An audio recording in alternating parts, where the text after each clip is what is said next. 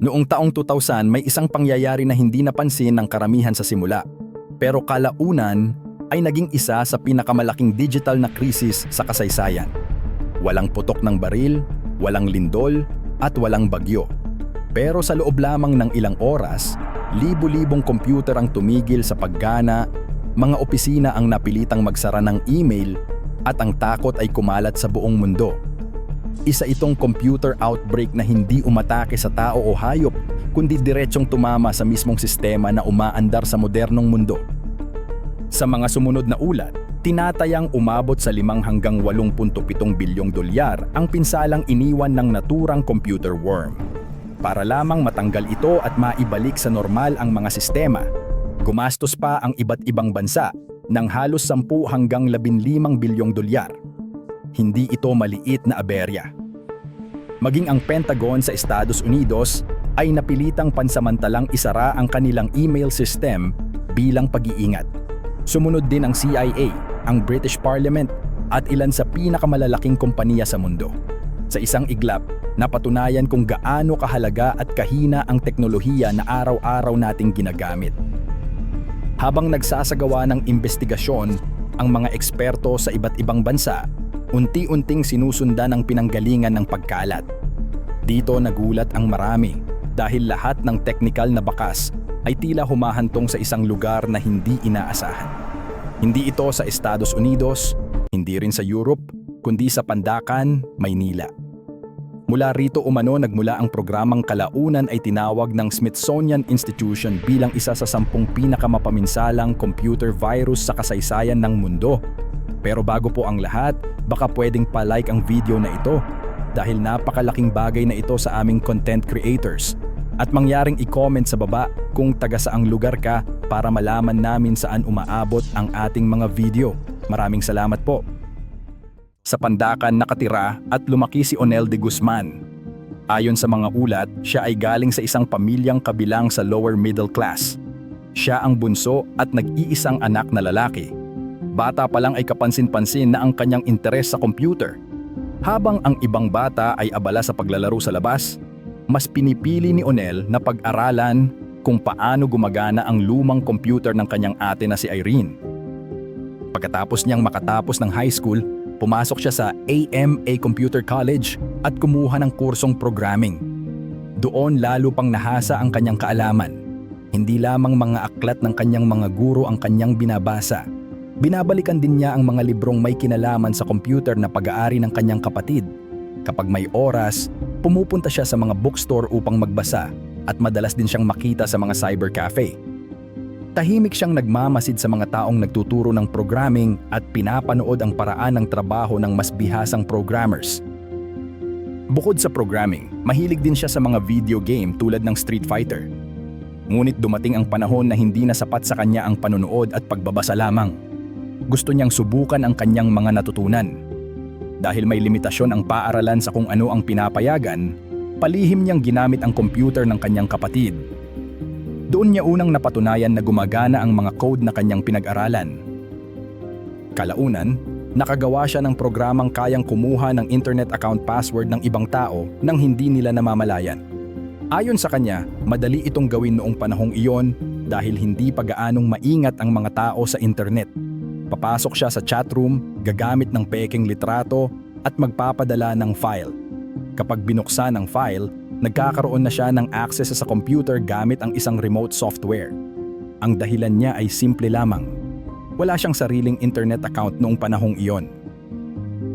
Sa kabila ng kanyang galing, hindi niya natapos ang kanyang kurso.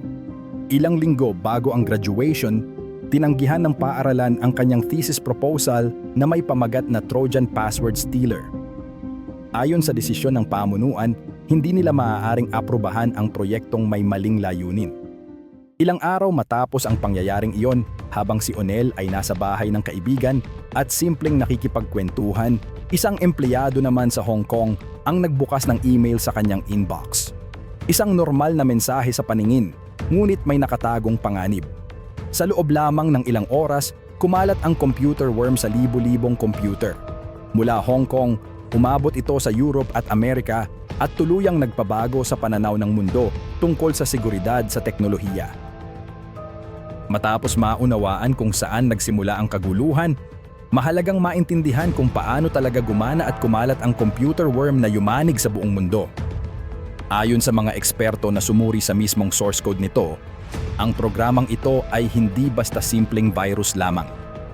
Isa itong pinaghalong iba't ibang mapaminsalang software na madaling makita noon sa internet, pero pinagsama sa paraang bihirang mangyari sa panahong iyon.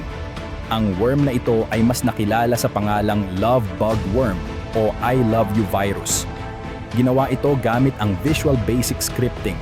Para sa mga taong walang kaalaman sa programming, ang file ay mukhang karaniwang VBS file lamang. Dahil dito, maraming tao ang hindi naghinala. Lalo itong naging delikado dahil sa kakulangan ng kaalaman ng maraming gumagamit ng computer noong panahong iyon, lalo na sa mga bagong pasok pa lamang sa mundo ng internet. Hindi rin nakatulong ang paglabas ng Windows 2000. Sa bagong operating system na ito, nakatago na agad ang file extension bilang default. Ibig sabihin, kahit may nakasulat na .vbs ang isang file, hindi ito agad makikita ng karaniwang user. Sa panlabas, mukha lamang itong isang normal na text file. Dahil sa butas na ito, sinamantala ng gumawa ng worm ang kahinaan ng sistema. Karaniwan, nagsisimula ang lahat sa isang simpleng email. Ang mensahe ay maikli at diretso na nagsasabing suriin ang kalakip na love letter. Para sa maraming tao, sapat na ang pagiging mausisa o ang pag-asang may lihim na nagpapadala upang agad buksan ang attachment. Ang file ay may pangalang parang ordinaryong text file, kaya lalong bumababa ang pagdududa ng tumatanggap. Sa oras na ma-download at mabuksan ang file, doon na nagsisimula ang problema. Automatikong gumagana ang worm at sumusunod sa mga utos na nakapaloob sa code nito. Una, kinokopya nito ang sarili sa system. Pagkatapos, iniisa-isa nito ang mga folder sa computer. Ang mga audio file, litrato, at iba pang personal na files ay binabago o sinisira. Pati ang ilang mahalagang setting ng computer ay ina-adjust dahilan upang malito ang operating system at hindi na gumana ng maayos. Hindi doon nagtatapos ang pinsala. Ang worm ay automatikong nagpapadala ng kaparehong email sa lahat ng nasa contact list ng biktima. Dahil dito, mabilis itong kumalat mula sa isang computer papunta sa iba pa, parang sunod-sunod na reaksyon na hindi na mapigilan. Mayroon din itong ginagawang hiwalay na program na may pangalang parang software na makakatulong sa pag-aayos ng computer. Sa totoo lang, ang layunin nito ay nakawin ang mga password ng user. Dahil sa disenyo at bilis ng pagkalat nito, agad naglunsad ng malawakang imbestigasyon ang FBI. Hindi rin sila nahirapan na matukoy ang posibleng pinanggalingan dahil may mga bakas sa mismong email na tumutukoy sa Maynila. Dahil dito, nakipagtulungan ang FBI sa NBI. Bumuo ng espesyal na mga grupo ang NBI na tututok lamang sa kasong ito, kasama ang mga lokal at dayuhang eksperto sa computer. Habang nagpapatuloy ang investigasyon, natukoy na ang internet connection na ginamit ay mula sa isang lokal na internet service provider. Lumabas din na ang uploader ng worm ay gumamit ng mga pekeng email address. Sa takot na masira ang kanilang mga sistema, ilang kumpanya ang napilitang isara ang kanilang email servers pansamantala, katulad ng ginawa ng iba sa iba't ibang bansa. Samantala, iniulat ng mga antivirus company na milyon-milyong files na ang naapektuhan. Bagamat hindi gaanong tinamaan ang Asia kumpara sa kanluran, hindi pa rin ito ligtas. Libo-libong files sa Japan at China ang nasira. Habang ang mga autoridad ay patuloy sa paghahanap ng salarin sa isang bahay sa Pandacan, unti-unting nararamdaman ni Onel ang bigat ng sitwasyon. Araw-araw, laman ng balita ang pagtugis sa taong responsable. Hanggang sa isang araw ng Mayo 2000, habang nasa loob sila ng bahay kasama ang kanyang kapatid at nobyo nito, bigla na lamang may malakas na dagundong sa pintuan. Nang linggunin nila ito, bumungad ang mga lalaking nakaitim na handang pumasok. Bago pa man sila makapag-isip ng gagawin, sunod-sunod nang pumasok ang mga lalaking nakaitim sa loob ng bahay. Doon pa lamang nila napagtanto na mga autoridad pala ang nasa harap nila. Walang mahabang paliwanag at walang paligoy-ligoy. Dinala agad si Onel at si Reuel Ramones sa presinto. Si Ramones ay isang empleyado ng bangko noong panahong iyon at ayon sa kanya, wala siyang kinalaman sa anumang isyung may kinalaman sa computer. Kasunod ng kanilang pag-aresto, mabilis na kumalat ang balita. Ang kanilang mga mukha ay lumabas sa telebisyon, radyo at sa mga front page ng pahayagan. Sa isang press conference, ipinaliwanag ng NBI Director na agad silang humingi ng pahintulot sa hukom matapos matrace ng mga computer expert ang pinagmulan ng worm sa apartment na tinitirhan ni Ramones at Irene. Para sa publiko, malinaw ang mensahe na may nahuli na ang mga autoridad. Nang kapanayamin si Ramones, mariin niyang itinanggi ang anumang partisipasyon. Ayon sa kanya, isa lamang siyang karaniwang empleyado ng bangko at wala siyang sapat na kaalaman upang gumawa ng ganoong klaseng computer program. Sa panig naman ni Onel, iniharap ng mga autoridad ang kanyang thesis proposal na dati nang tinanggihan ng paaralan. Ipinakita ang pagkakahawig ng ideya nito sa programang kumukuha ng mga password. Hindi rin itinanggi ni Onel na gumawa siya ng isang program tungkol sa pagkuha ng password, ngunit nilinaw niya ang layunin nito. Ayon sa kanya, ito ay ginawa lamang bilang personal na proyekto para makakuha ng libreng internet. Iginiit niya na wala siyang inilagay na code na sadyang sisira sa computer ng iba. Dagdag pa niya, hindi niya sinadyang ilabas ang program at kung ito man ay kumalat, posibleng aksidente lamang. Ipinaliwanag din ni Onel na hindi raw siya ang gumawa ng love bug worm. Ayon sa kanya, hindi niya kailanman ginamit ang salitang love bilang password o tema sa kanyang mga program. Iminungkahi niya na maaaring may ibang taong nakialam sa kanyang ginawa, tulad ng kaklase o kahit sino na may access sa computer. Sinabi niya na siya lamang ang ganap na nakakaalam ng istruktura ng kanyang code at kapag ito ay ginalaw ng hindi pamilyar, mabilis itong magkaaberya. Sa kabila ng lahat ng paliwanag, sinampahan pa rin ng kaso sina Onel at Ramones. Una ay credit card fraud at kalaunan ay paglabag sa Access Devices Regulation Act of 1998. Ang batas na ito ay karaniwang ginagamit laban sa mga nandaraya sa credit card at iligal na pag-access sa mga account.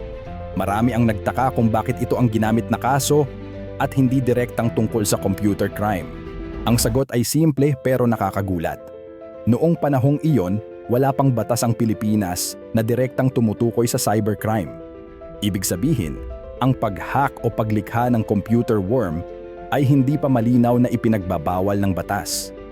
Dahil dito, napilitan ng mga taga-usig na gumamit ng mga umiiral na batas na pinakamalapit sa issue. Dahil sa kakulangan ng sapat na ebidensya at malinaw na batas, pinasya ng hukom na palayain sina Onel at Ramones kinabukasan. Nilinaw sa desisyon na ang batas sa credit card fraud ay hindi saklaw ang mga computer virus at internet-related na krimen.